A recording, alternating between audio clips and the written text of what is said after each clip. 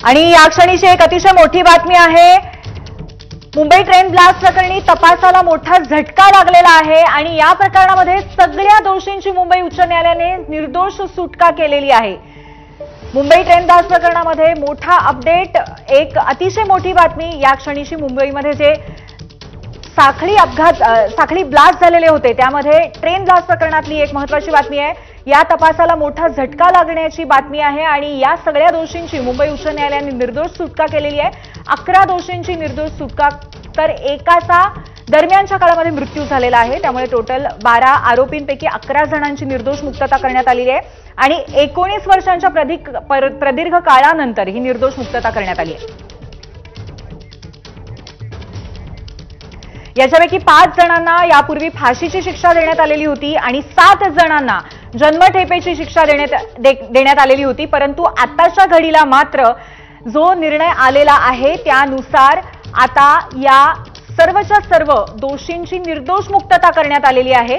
मुंबई उच्च न्यायालयाने हा निकाल दिलेला आहे। 2006 मध्ये लोकल ट्रेनमध्ये बॉम्बस्फोट झालेले होते। साखळी बॉम्बस्फोटांमध्ये जी ही घटना घडलेली होती त्या संदर्भातला अपडेट आहे। आपले प्रतिनिधी सचिन गाड आपल्याला अधिक माहिती देतील। सचिन, पूर्वी आपण की मोठा निर्णय इकडे मुंबई उच्च न्यायालयाने दिलेला होता। 2006 साली मुंबई साखळी बॉम्बस्फोटाने हादरली होती। तब्बल 189 निष्पाप मुंबईकरांचा त्यात बळी गेला होता, तर 827 लोक मृत्युमुखी पडले होते। आणि या प्रकरणी आता ज्या 12 लोकांना सत्र न्यायालयाने दोषी ठरवलं होतं, ज्यातील 5 जणांना फाशी देण्यात आली होती, तर उर्वरित 7 आरोपींना आजन्म कारावासाची शिक्षा देण्यात आली होती। त्या सगळ्यांना इकडे मुंबई उच्च न्यायालयाने त्यांची निर्दोष मुक्तता केलेली आहे। जो काही तपास पोलिसांनी केला त्यावरती प्रश्नचिन्ह उपस्थित करण्यात आलं। एवढंच नव्हे तर जे काही साक्षीदार मुंबई पोलिसांकडून कोर्टात सादर करण्यात आले होते, या सगळ्यावरती मुंबई उच्च न्यायालयाने एक प्रश्नचिन्ह उपस्थित केला आणि सगळ्या 12 आरोपींची निर्दोष मुक्तता केलेली आहे। त्यातील एकाचा मृत्यू झालेला होता। तर आपण बघतोय की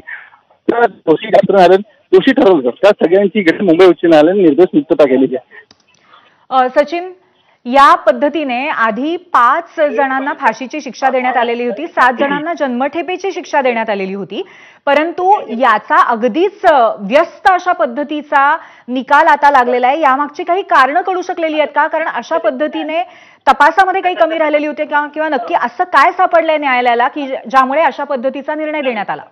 जो काही तपास पोलिसांनी केलेला होता त्या एकूणच तपासावरती मुंबई उच्च न्यायालयाने प्रश्नचिन्ह उपस्थित केलं। त्याचबरोबर जे काही साक्षीदार किंवा जे पंच मुंबई पोलिसांकडून उभं करण्यात आलं, एटीएसने करताना तपास केला होता आणि जे काही पंच आणि साक्षीदार होते त्यावर देखील मुंबई उच्च न्यायालयाने सवाल उपस्थित केला होता। जे पंच इकडे एटीएस कडून उभे करण्यात आले त्यातील काही पंच जे होते ते इतरही प्रकरणांमध्ये त्यांचा साक्षीनामा घेण्यात आला होता, त्यामुळे त्यांची जी क्रेडिबिलिटी ती कमी झाली। त्यासोबतच काही पंच त्या ठिकाणी नव्हते असं देखील या संपूर्ण तपासणीमध्ये समोर आलं। आणि त्यानंतर आपण बघतोय की एक मोठा झटका हा आता एटीएसला इकडे बसलेला आहे। जे 11 जे दोषी होते किंवा 12 दोषी होते त्या सगळ्यांची मुंबई उच्च न्यायालयाने निर्दोष सुटका केलेली आहे। तर आता या संपूर्ण प्रकरणात राज्य सरकार नेमकी काय भूमिका घेते, सर्वोच्च न्यायालयात या निकालाविरोधात दावा दाखल करते का, हे पाहणं आता महत्त्वाचं असेल।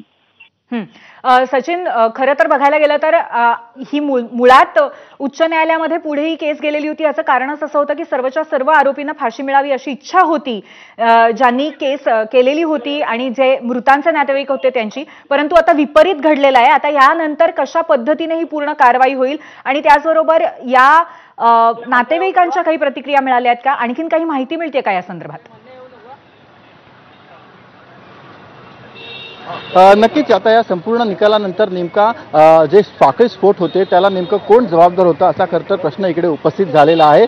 कारण जवळपास 13 जणांविरुद्ध मुंबई एटीएसने दोषारोपपत्र दाखल केलं होतं, त्यातील 12 जणांना सत्र न्यायालयाने शिक्षा सुनावली होती। मात्र काही पुराव्यांवरती किंवा मग साक्षीदारांच्या क्रेडिबिलिटीवरती प्रश्नचिन्ह उपस्थित करत मुंबई उच्च न्यायालयाने या सगळ्या 12 दोषींची जी शिक्षा आहे ती रद्द केलेली आहे। आता नेमकं जो मुंबई ब्लास्ट होता, साखळी स्फोट झालेले होते 2006 साली, त्यामध्ये 189 निष्पाप मुंबईकरांचा मृत्यू झालेला होता, तर 827हून अधिक नागरिक हे जखमी झाले होते। आणि आता या सगळ्याला नेमकं जबाबदार कोण असा मोठा प्रश्न आता इकडे उपस्थित झालेला आहे। तब्बल 189 मुंबईकरांचा यामध्ये बळी गेला होता आणि त्यामुळे आता ते नक्कीच उद्विग्न झाले असतील, कारण जेव्हा सत्र न्यायालयाने निकाल दिला। सचिन, तुम्ही सोबतच राहा, आपल्यासोबत आपले प्रतिनिधी गणेश ठाकूर आहेत, त्यांच्याशी आपण संवाद साधूया। गणेश, 189 लोक मृत्युमुखी पडलेले होते।